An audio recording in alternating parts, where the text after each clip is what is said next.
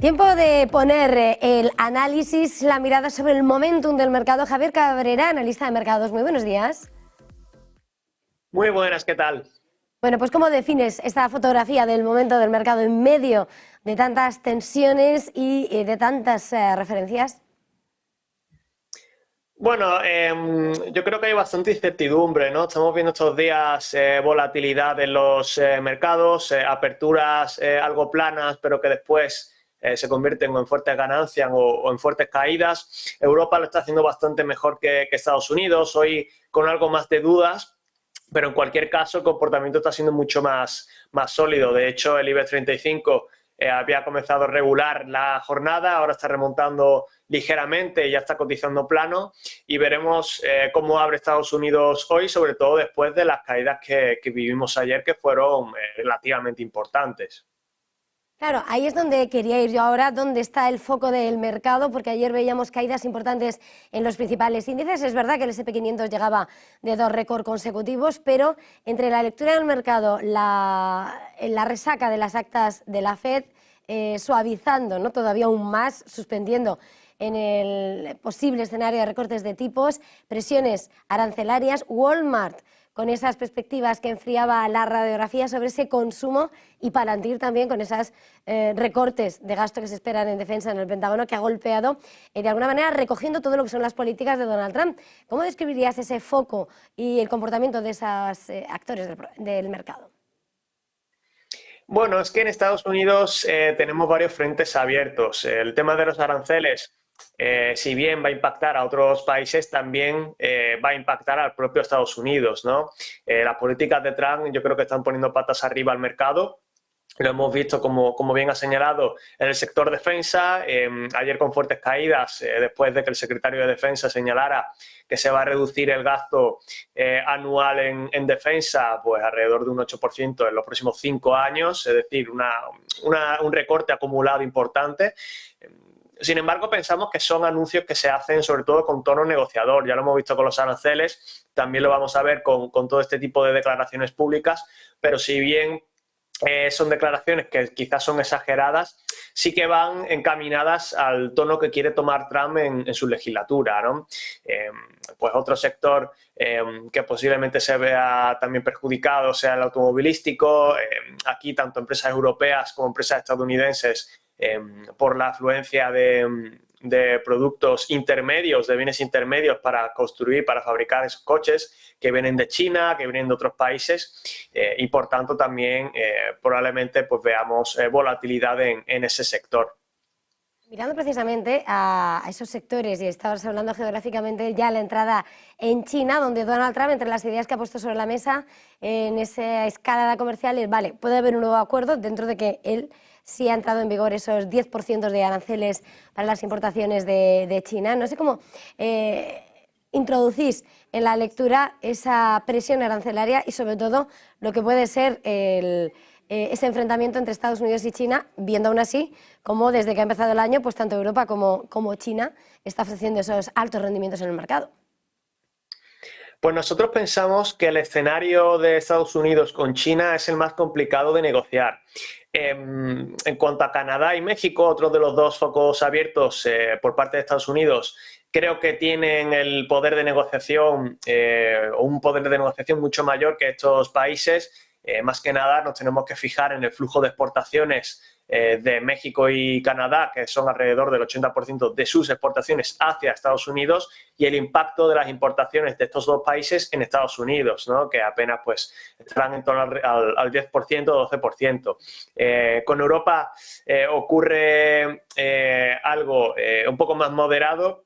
Sí que tienen algo más de cierta dependencia por parte de las exportaciones europeas, y para Europa sí es un país importante, sobre todo para Alemania, que ya sabemos que está en una situación de recesión técnica.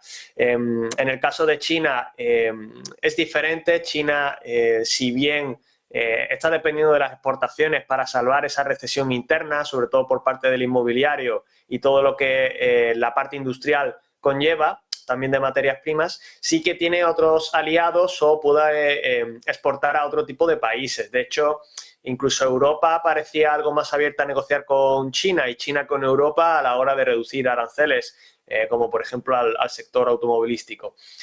Creo que ahora mismo estamos viviendo una teoría de juegos pura, en el que todos los actores políticos y geográficos están viendo cuáles son sus puntos fuertes, y desde luego lo más preocupante para nosotros es que Europa no tiene tantas armas negociadoras como podría tener China y Estados Unidos.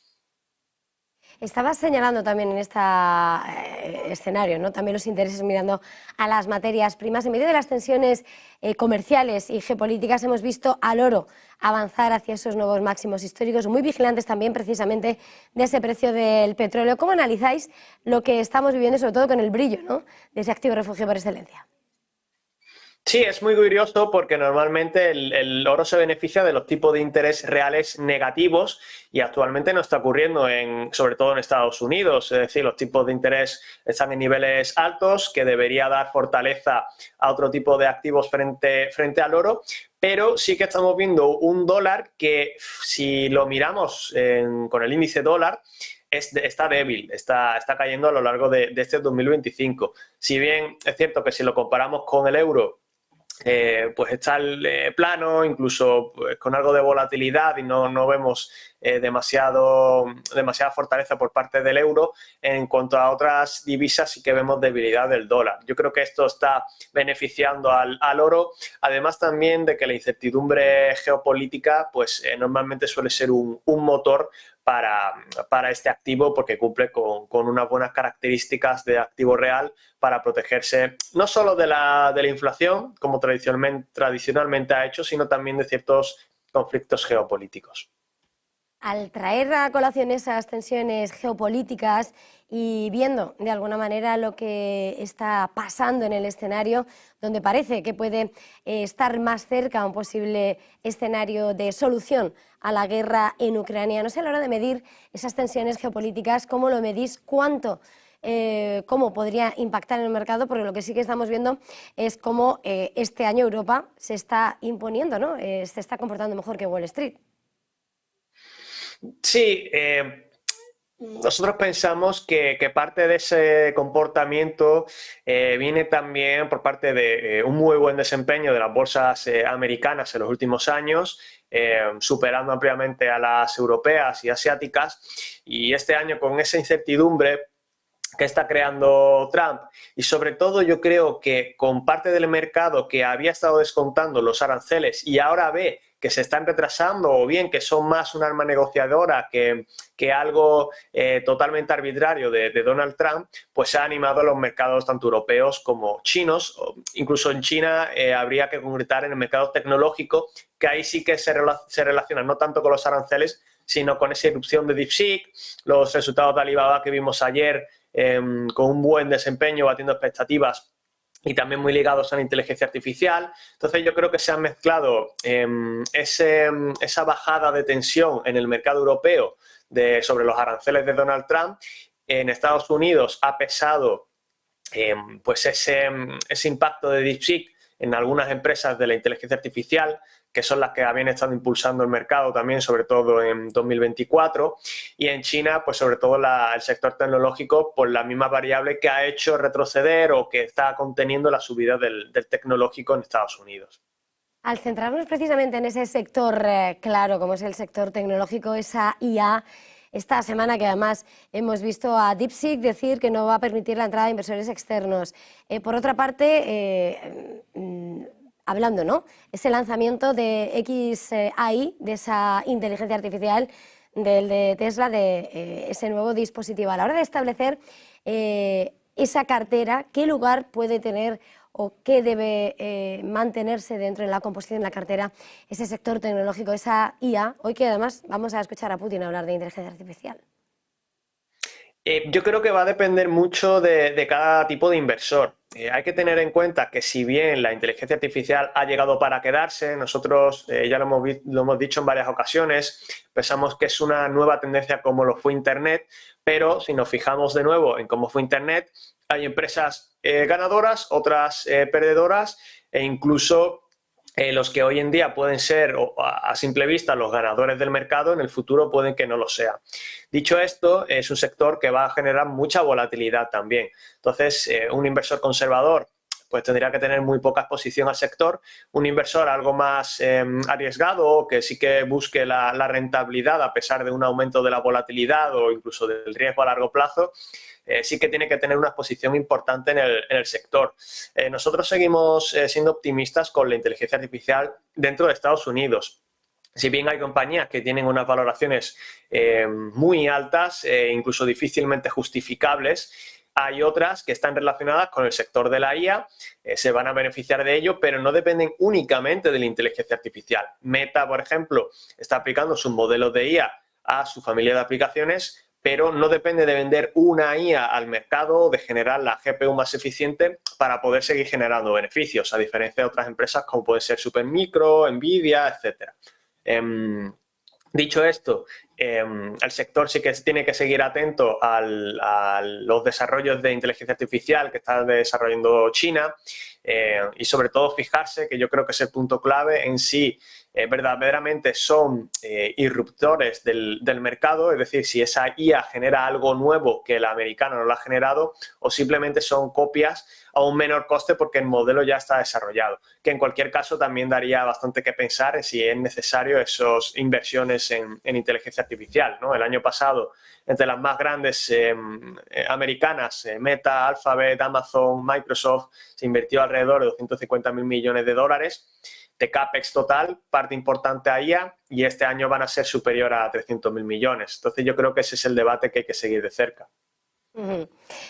Pues muchísimas gracias por todo este análisis. No te he preguntado, de todas formas, en esta semana de actas de Reserva Federal, donde el temor al repunte inflacionario, al calor de los aranceles, deja más en suspense los recortes de tipos de interés. No sé cómo trabajáis ese escenario mirando la renta fija, mirando esa política monetaria. Pues nosotros pensamos, tanto en Europa como en Estados Unidos, que los tipos, bueno, en Europa sí que pensamos pensamos en bajadas de tipo de interés, en Estados Unidos sí que somos más conservadores y no vemos a Powell cediendo la mano a Trump y bajando un tipo de interés sin sentido, porque en principio la actividad económica sigue fuerte.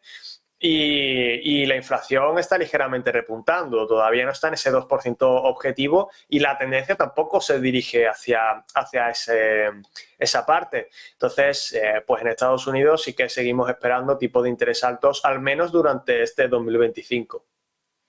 Pues muchísimas gracias por este tiempo de análisis, Javier Cabrera. Feliz jornada, feliz negocio y muy buen fin de semana. Muchas gracias, un saludo. Hacemos una pequeña pausa para publicidad y enseguida